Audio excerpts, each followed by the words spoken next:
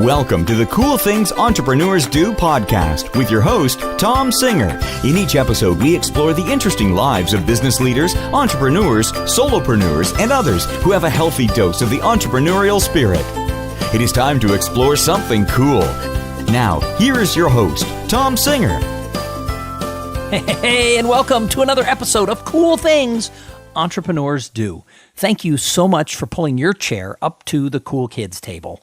Here at Cool Things Entrepreneurs Do, my mission is to bring you interviews with a variety of people who do very interesting things and hopefully inspire you, give you those nuggets of information. If you feel like you need to do more in your career, maybe you feel like I did for so many years that your ladder is up against the wrong wall and you might even be successful. I found myself sort of stuck in the high middle. I was doing well. Everybody said, wow, look at how well he's doing. And yet at the same time, I knew inside that I had more potential. I could be doing something different. I could be more fulfilled. And it took me a long time to take that leap into entrepreneurship and doing my own thing. But now, over 9 years, I've been working for myself. I may not have made as much money as always I made in corporate America, but I will tell you one thing, I have been happier for the last 9 years. And I know a lot of people who listen to this show are like, yes, that is me. That's who I am and what I need to be doing. So I try to interview entrepreneurs, solopreneurs, business leaders, and even people inside their job who've just found that spark of intrapreneurship and are able to get up every day and go, yes, I am crushing what I do. Because I think now that we've done over, 370 some odd shows, I think that one of the things that I've learned from talking to so many people who have sort of carved their own way in the world, for those of us who are seeking that, it can be done. And the only way you know it can be done is to hearing from other people who've actually gone and created their own path. And so that's what I try to do twice a week with interviews with really interesting people. So today I have Pete Mockaitis. And Pete is someone who I met through his podcast. He has like 300 and some odd shows going strong with his How to Be Awesome at Your Job podcast. And I was on like show number 17. In fact, when Pete interviewed me, I thought he was like 12 years old and it was a brand new podcast. Now, every time that I log on to see like where the ranked shows are, his show continuously ranks in the top 50 business podcasts. I don't know how he does it. I'm a little bit jealous. I secretly probably hate him because my show doesn't rank that high. But I was on his show years ago, and we sort of loosely kept on touch on social media. And he recently interviewed me again for his show, and I said something about when he was on my show, and he said, no, liar, you never interviewed me. So I thought, you know what, we're going to remedy that situation right away. It only took me almost 4 years to get Pete on the show. But Pete, welcome to Cool Things Entrepreneurs Do. Oh, thanks, Tom. It feels so fun to be at the Cool Kids table. Well, you probably were at the cool kids table in high school. I've seen pictures of you. I was not. So, I invented my own cool kids table where I get to invite the cool kids in to talk about what it is they do in their business life. So, I don't really do long bios. I didn't really tell anybody who you are and what you do beyond just your podcast. So, Pete, who are you and what's your business all about? Sure thing. Well, now you've primed me to be thinking about high school. So I'm thinking about high school, Pete. So I guess I'll start there. It's funny. I was not at the cool kids table in terms of like the super pretty people who played sports and were cheerleaders and were just sort of had that status as being that's clearly like the A-listers. But by the numbers of the sheer vote count, I guess I was a cool kid because I was elected the homecoming king in high school. See, I could have predicted that just by looking at a picture of you. Of course you were. I built a broad base of support from the marching band kids to the chess kids to the honors kids. And then when you add all the numbers up, it's like, oh, hey, I guess a lot of people like this guy. It's like a coalition. It's like a coalition government in a parliamentary system. So yeah, even though I did not play football, so that was my scoop. But it's funny, it really does start in high school because that's when I decided that what I really want to do is be a motivational speaker. And I was a kind of a weird kid that way. I wish I had realized when I was in high school that that's what I could do for a living. And nobody ever told me that. I'm a lot older than you are. So, the world was a little different back then. It was, go to college and get a job and shut up and be happy. But, I wish that I had realized when I was young that this was even a career. I used to get in trouble in elementary school and junior high for talking too much in class. Now, based on what I charge to speak, I want to go give bills to all my old teachers saying you had no idea what you were getting. giving bills. It's so funny. I remember I was, you got me going back in time. I remember, speaking of giving bills, when I got dumped a few times along the way in the romantic ups and downs of life. And whenever they dumped me, they were so apologetic and just thanked me for how I was so great and just inspired them and made a lasting impact in their life and was so transformational, and they're different and improved and changed. And I'm like, that's what I do for a living, right? Like, I should be sending you an invoice for all this time. I was your boyfriend, not your coach. That's right. So that's that scoop. But so anyway, the story is I was really into speaking. I thought that'd be fun. I was on the speech team, read a lot of books, had a favorite Dewey Decimal number at the library, 158.1, Success, Psychological Aspects. And I would just eat up that stuff. I was reading it. I was listening to audio cassette tapes in a boombox strapped in with a seatbelt in my car, because I was cruising around in an old school Chevrolet Celebrity in high school. And so I was into that. But then when I went to college, I also discovered this field called management consulting. And I said, well, that sounds really cool. You get to speak, you get to solve problems, you get to be influential, you get to get a nice little imprint on your resume that can take you a lot of cool places. And so I landed, I guess, my second dream was to become a strategy consultant at a top firm, McKinsey, Bain, or BCG. And then Bain made my dreams come true. I had an internship there, 3 years there, had a lot of fun, met some great people, learned some cool things, but really just felt that pull, that tug to do what I originally wanted to do as a youngster, which was to do people development stuff. So I was a weirdo. I left consulting not to go to business school or private equity or a hip venture-backed startup, but rather to start my own thing. And so that's taken a variety of iterations and forms and some pretty disappointing failures along the way. But now it's in a pretty good place. So my main thing is I'm running the website, Awesome at Your Job, and the podcast, How to Be Awesome at Your Job, which is about to hit the 3 millionth download, which is pretty exciting. And so, yeah, I help people become awesome at their jobs. And mostly when it comes to kind of universal skills like speaking, communication, problem solving, creative thinking, productivity, those sorts of things. I work with individuals in coaching and teams and groups and workshops, and sometimes some keynotes on the big stage as well, covering topics of that nature. So, you jumped right into it out of college. I mean, I wish that I had realized that had been an option for me. I think I would have, certainly had a lot more failures maybe, but also probably learned a lot more along the way. But what is it that you love about this life of entrepreneurship? Oh, boy. Well, there's so many things. And I'd say I love making an impact in the sense of hearing from people and how they're transformed based on you had an idea. And then you get to bring that idea to life. So it's just fun to create it, first of all, and then to present it, and then people experience your offering and love it and are enriched and are transformed in some way. In some ways, I kind of think about it almost like a chef with those like HGTV shows, in terms of they create a beautiful dish and they're having fun creating it. And then they present it to people, and those people are blown away by it.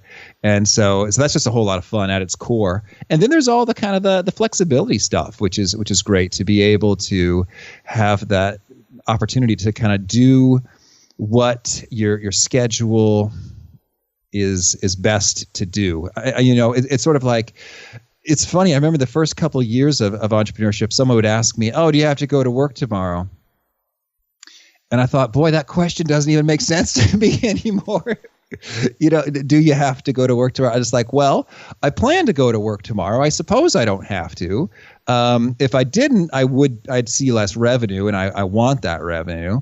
I've got some responsibilities to people that I don't want to let down, but I don't have to. I mean, I could sort of choose to work, whenever and however and wherever I want to, which I really dig. And then when people talk about like vacation days, like, oh, hey, let's do this really cool thing. And they say, oh, no, I'm out of vacation days. And it's like, oh, yeah, vacation days. I forgot about that concept, too.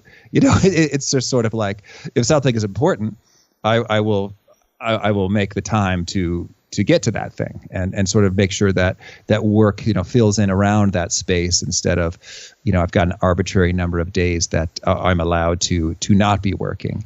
and so, yeah, I think that's what I love. So are there ever days, though, where you're like, wait a minute, I could have gone to that management consulting firm out of college and like had a salary and not had to deal with all this BS? Oh, I did. Well, just to be clear, I did that for about 3 years after the internship. Gotcha, and it was cool. There were definitely some ups, some highs, some really cool things about consulting that I liked. And indeed, there are times I miss some things associated with. But I'd love it if I were surrounded by extremely brilliant colleagues who challenged me and inspired me and made me smarter, every day with their enriching feedback and and thought-provoking insights that would not have occurred to me. Like there are definitely some great things in there that I miss, as well as the consistency of income, which is great to have sort of reliably every 2 weeks. This is exactly the sum you'll make. But so I dug that. But I really, when I see some of my peers who are, pretty high up there, in terms of like senior managers or whatever, and just imagine like, oh my gosh, earning $300,000 a year is more than I'm earning currently. Although I do think it's within reach, with some good growth and continuing to do some smart things and doubling down on wise opportunities. I think, oh man, that would be kind of cool to just have boatloads of cash and not have to worry about whether or not I install a nice light fixture above our dining room table, or if that's extravagant and decadent and unnecessary right now because of our cash position, kinds of things. So that does enter my mind. But then I think, boy, but you know what? I really, really, really like not having to work super hard on someone else's timetable, on someone else's agenda, and just that would. I would have a hard time being an employee again. I think that it would have to be just like an incredibly cool opportunity, doing something that happens to be amazingly awesome that I love, and also offers strong autonomy and flexibility to make it go. So yeah, there are times I think, ooh, that would be kind of nice. But when I look at the whole package, I'm like, no, this is the way to go. Well, I will say that there's exceptions on both sides, but most of my friends who work for themselves and have found a way to at least get their income up to a certain level where, they can keep the lights on, they just seem genuinely more at peace with their day-to-day than the people who are fighting the grind. However, you said something interesting that a lot of people said that, I don't know if I could go back to being an employee. I know that I could. I've given a lot of thought to this, and not that I want to. I love what I do. However, if I was your employee, I would thank you every day when I left the office because of the amount of headaches that really come from running your own business and having to be responsible for everything. I would probably hug my boss on a regular basis and just say thank you for dealing with the BS on a constant basis. Because I now have the point of view that I didn't have when I was an employee, and that is, what the person who runs the business, the responsibility that sits on their shoulders. I'd be the best employee ever if somebody wanted to take me on, but they would have to pay me a lot and probably more than the market would bear. So I probably wouldn't do it. Yeah, I hear you. Absolutely. There is a lot of stuff, and every once in a while I bump up against it in terms of, there's a regulatory compliance legal thing that we're going to need you to fill out all of these forms in order for you to serve this client. Like, oh, okay, I will do this. So I recently had a client that the amount of paperwork that was involved, I'm like, I've given over 700 speeches. I have never had to go through all these hoops. And it wasn't even like regulatory stuff. It was just their policy, because most of their speakers weren't speakers. They were industry people. So they sort of had all this hand holding of like, number of meetings and when they needed to prove the PowerPoint and when they needed this and that. And it's like, wow, I'm going to give 70 to 80 talks this year. I'm not even going to think about yours until the week of your speech. But I can't tell them that because they want people to be thinking about it for 6 months. And it's like, you got to realize that I'm a professional, but I went through all the hoops and I did what they needed. And it turned out great. They were a wonderful client. But I even told them, wow, that was a lot. And they go, yeah, we hear that from the professionals who come through, but we have to do it for our industry speakers. And I'm like, I don't know, maybe you could have like a different policy for the people you're hiring. But I've begun daydreaming. I don't know if this service exists, but I would love for it to, and I guess it's all hinges upon trust. So here's a cool thing, prospective entrepreneurs, a business to start. I would, you know how you can get sort of temporary employees for all sorts of purposes, whether it's data entry or research or marketing, contract, work.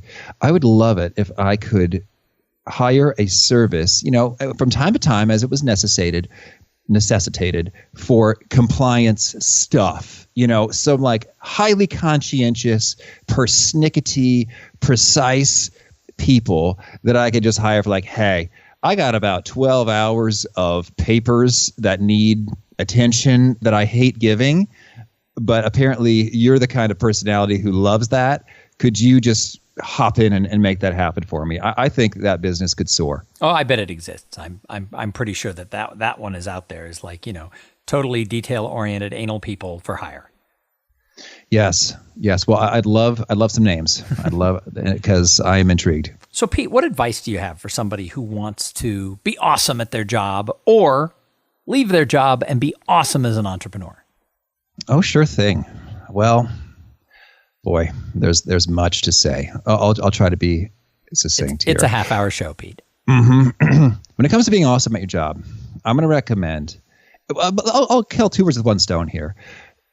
To be awesome at your job and/or pursue your own thing, I think it's best to start first by pursuing happiness. And I recently made a course about choosing whether or not you should leave or stay at your current job. It's called Do I Stay or Go? And so I think that's really what it's all about. And it's kind of been well researched that people in a happier, positive mindset, I'm thinking of Sean Acor's book, The Happiness Advantage, really, they think better, they produce better, they're more productive, you're having more fun, and not only is life richer, but you are producing better results because you're happy and your brain is just operating at such a better place. So that's where I would start with. I think often we get things a little bit mixed up in terms of which opportunity it has the most dollar signs associated with it. And really, I believe that happiness is the ultimate currency, to quote Tal Ben Sahar from his book Happier. I think that's so good. Happiness is the ultimate currency. So that's where I would start, is to see, what really do you need from a work opportunity to feel happy, engaged, amazing, and pursue that, primarily. And then from there, there's lots of skills we could talk about in terms of, time management and priorities and pushback and feedback and learning and growing and reflecting.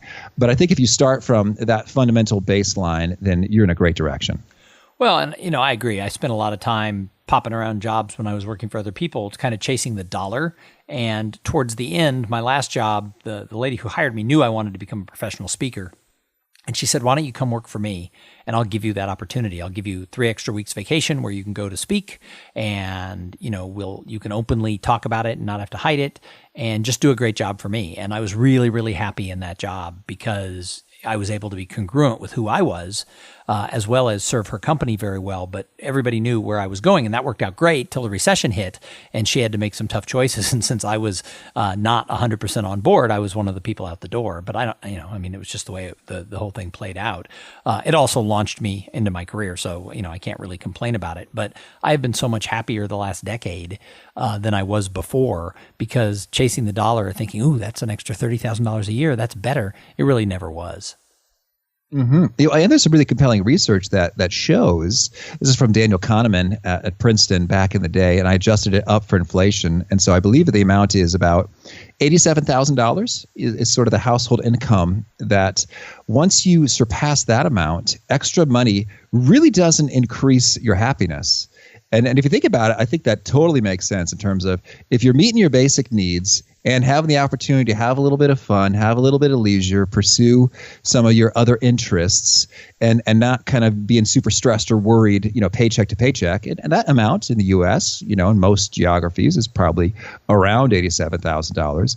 Then above and beyond that, it just doesn't register that much in terms of making you happier. I found that in my own experience, as well as in the research from Daniel Kahneman and company. Yeah, no, I think you're probably onto something. So, what advice do you have for someone who does want to go start their own business? They're awesome at their job, but they're done, and they want to start something. What would you tell them to do? I think the number one thing is that, your enthusiasm for your idea, your concept, your product, your service, even if it is tremendous, that is not sufficient for your business to be successful. And I think I've come from a lot of leadership seminars where I was told to follow my passion a lot of times, and I did, and I'm glad I did. But I think that it's easy to just conflate or confuse your enthusiasm for an idea with its probability of success. And those are very different. They're interrelated in that if you're enthusiastic and passionate about something, you're more likely to persist, to stick with that thing when it's hard, to endure, to continue, learning, growing, refining, and making it go instead of just quitting. So that's really important. That's a key part of the puzzle. But I would recommend that the first thing you do is as much as possible, get some real validation that the thing you want to put out into the world is a thing that people want. And so, I've built a few things that I really thought should, be smash successes and made all kinds of intellectual, logical sense to me. And I was really excited about and partnered with really brilliant people who were super impressive. And I thought, okay, this should be a smashing success. And then they totally failed, to generate $1 of revenue. Just no one cared about those things we were putting out there. And so by contrast with this podcast, How to Be Awesome at Your Job, this was, I guess I'd just been beaten up enough by failures to say, you know what? I refuse to build this thing unless I am convinced people really, really want it. And so I launched 3 rounds of different consumer surveys. If anyone's interested, I use voicepolls.com, Google consumer surveys, and SurveyMonkey. You can buy audiences with that. And said, all right, straight up, I'm going to ask them all these questions. In particular, to what extent are you interested in listening to a podcast that interviews guests that share insights to improve your work performance? All right, 0 to 10. And so across the board, I saw that, depending on the survey, somewhere between 4% and 12% of people gave it a 10 out of 10, extremely interested. Then I go back to my spreadsheets, hey, consulting lives within me, and see, okay, well, based on, let's take the U.S. and how many people are white-collar professionals and listen to podcasts and are kind of at that 4% level of extremely interested, how big is that market size? All right, that is plenty big enough. And how's the competition? I don't see anything that quite is doing exactly this. Some things that are sort of in the ballpark, but nothing that's dead on this. And it just made sense that it occurs to me that some people who would like to learn, say, how to do better public speaking would also like to learn how to be productive. I think there's a healthy overlap there. And I saw so few podcasts that would have, both of those guests, on the same show. And it's like, well, that's unusual, because I would sure think that there's a healthy overlap of people who would want to see both.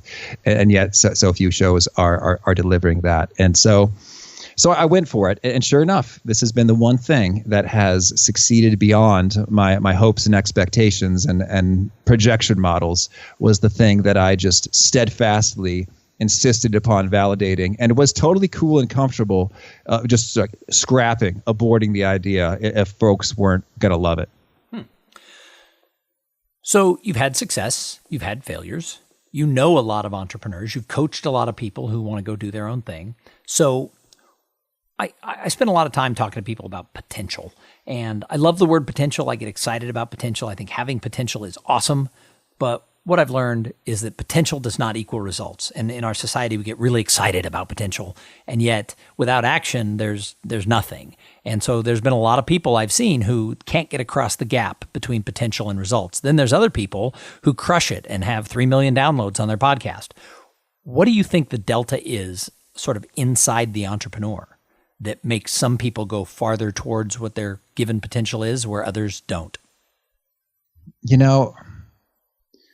I'm thinking about my buddy Katie from high school, and she said one of her favorite quotes again and again was that winners pick themselves up exactly one more time than losers. And I think that's so true with regard to, the persistence, the action, day after day after day. And I was recently recently listening to a fun interview. Ramit Sethi interviewed Jay Abraham, and they kind of put it out there that, the first time you do something, you should probably just expect to fail, and to not beat yourself up about it. And know, okay, the market has told you something. You're going to learn and grow and refine from there. And I think it's so true. And I think about, my first podcast, which is dead, and how that did very few in terms of downloads. And this one, which is doing about 40 times as many downloads. It's like the first one failed. And from that, I learned a lot. And then I was able to refine and edit, and things are better as a result. So I think that's one of the things is like, if you're super enthusiastic, you try something, then it doesn't work out. Are you just like, well, I guess it's over? I think a lot of people can stop right there, as opposed to, go ahead and wallow in it for maybe a day, and then shake it off and say, all right, what wasn't working there, and why didn't it work? What did I overlook? What assumptions did I make that were incorrect? What would have been, finer assumptions? What are people more interested in, and why? And am I equipped to deliver that instead? And so just that level of persistence and sticking with it and pivoting, I think makes a world of difference. Well, and early in my speaking career, somebody said to me, when are you going to pack it in and go get a job? I mean, when are you going to say, I'm never going to make it as a speaker? And I said, even if I get a job, I'm going to keep speaking. And I said, because the only thing I know to be true is 100% of the people who quit never make it. And, right. I just knew that I had to just keep going with it. And even if for some reason, I stopped doing it now, I always will give speeches. I love what I do. I mean, I do it for free for the rest of them. If I hit the lottery, I'd go speak for everybody at schools and everybody else for free forever, because I just like doing it. But I knew that if I quit, I'd never have a sustainable career. And now people say, oh, you've been doing this for 9 years, and, you're speaking and emceeing these big conferences. Ooh, and it's like, yeah, because I didn't quit. So I think you're right on the money with that. Well, thank you.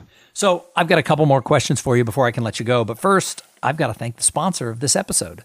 So the show is brought to you by Podfly Productions. Podfly takes the time and the headache out of creating your own podcast. They set you up with the right equipment, training, and guidance to ensure that you'll sound amazing. Podfly does all the heavy lifting and the technical work so that you can focus on creating great content, growing your audience, and interviewing really cool people like Pete. Hey, if you want to start a podcast, and I know that some of you do, jump over to podfly.net/coolthings and check out the offer that they have for the listeners of this show. So Pete, I call the show Cool Things Entrepreneurs Do. What's the coolest thing you're doing in your business right now? So many cool things. I'd say just recently, I was really excited about this course launch. It's called Do I Stay or Go? And because a lot of my listeners were struggling with this very question. It's like, I don't know, my job has got some good things, but it has a lot of bad things, and I don't quite know. Do I stay or go? And so it was fun to tackle a really tricky question, and then to produce something that is genuinely super helpful for people in the course of making that happen. So yeah, I've been having a ton of fun making that and launching that and then learning. It's like the sales, the number of people who enrolled, it was decent, but I was kind of hoping and wishing for more. And so that gets me kind of excited about, well, hey, rather than being down in the dumps, which I was for about a day, I was like, all right, what is there new for me to learn and do and differently to make it all the bigger and better for when it comes out next time. So that's been really fun. And people who are there are seeing some really cool results in terms of clarity and actions that are flowing from it.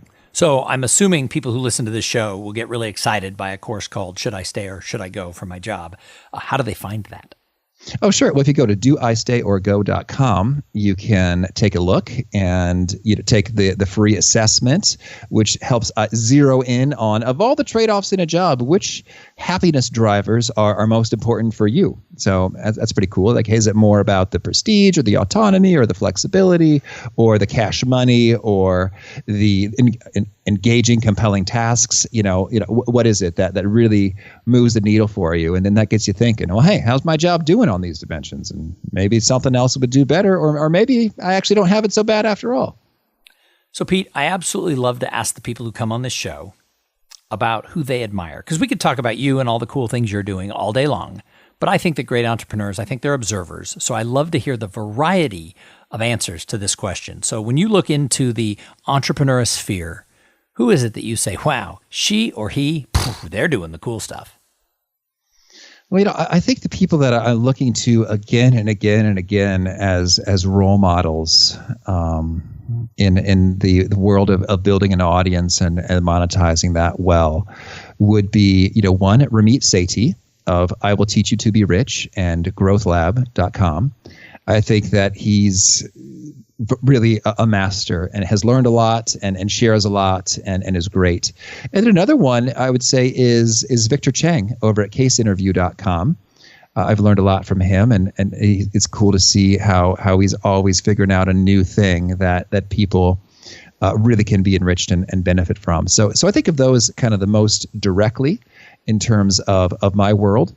And then also just folks that I get to interact with regularly in terms of podcasts. I think that Dave Stachowiak over at Coaching for Leaders and Scott Barlow of Happen to Your Career, I've got a great thing going.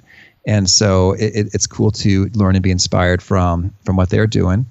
And yeah, there's tons of them. I think it's so cool to get to observe what folks are doing and see and take inspiration and know what's really possible. So the last question I ask is, what do you do to give back to the greater good? Because I think we've got to do more than just make money. I think we somehow have to serve our society. And I love to hear what these phenomenal entrepreneurs who have graced Cool Things Entrepreneurs Do over the years, how they touch society. So what do you do?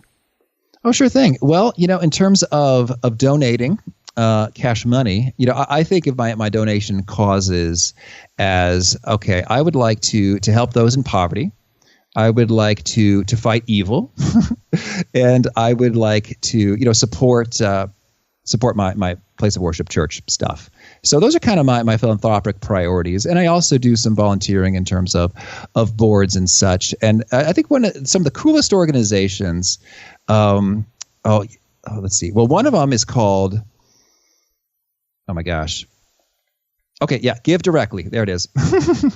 Give Directly. I love it because they're so data-based in terms of figuring out, okay, if we really want to alleviate poverty, what's the best means? And they say, well, you know what? We're not 100% sure, but we think that direct cash transfers are pretty good. And so you could just, as the name says, you can give directly. And so they study, well, what happens when, so I give $1,000 to be dispersed amongst a number of people in highly impoverished areas. And so they do really cool things that wouldn't even occur to me as the need, like, hey, rather than having a mud roof, I'm going to put up a steel roof. And that means I don't have to replace my mud roof every time we have a hard rain, which is multiple times a year, which liberates tons of time for impoverished people to be with family or to just, work more or to be in school and do, sort of whatever they need to do, in that way. So I think that's really cool.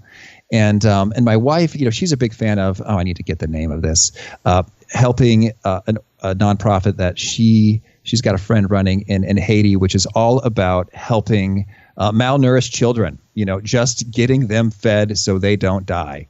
It's very simple and direct, but it's beautiful to sort of check out their Facebook videos and see the difference. I mean, before and after is just extraordinary in terms of there is the body of a child that is emaciated and near death versus a happy, thriving youngster. It's cool to see. That's awesome. Well, it sounds like you're doing a lot of good stuff, and I always appreciate that when I hear those types of stories. So Pete, thank you so much for being a guest here on Cool Things Entrepreneurs Do. If somebody listened to this and they need to know more about you or more about how to be awesome at your job, how do they find you?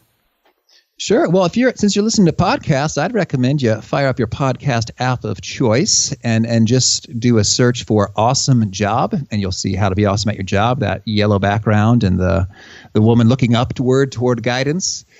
You can find me there or at the website, awesomeatyourjob.com. That is fantastic. Well, Pete, I'm sorry it took me 3.5 years to have you as a guest. I should have had you on right after you had me because I think we started our shows around the same time. But I am so impressed with your success, and I'm gunning for you, man. Oh, thank you. You too. All right. Well, hey, thank you for being here. And thank you to everybody who tuned in and listened. I say it every show. If it wasn't for the audience, why would we do this? If you like the show, I always ask you to jump over to iTunes and leave a review. But even more important, go tell a friend. Say, hey, I listened to this podcast on my run or on my drive or when I'm at the gym or wherever you listen, because that's where most of the people who contact me, I ask them, how did you find the show? Almost everybody says someone told me about it. So people aren't searching for me. They're hearing about it word of mouth. So if you like what I do, tell somebody else.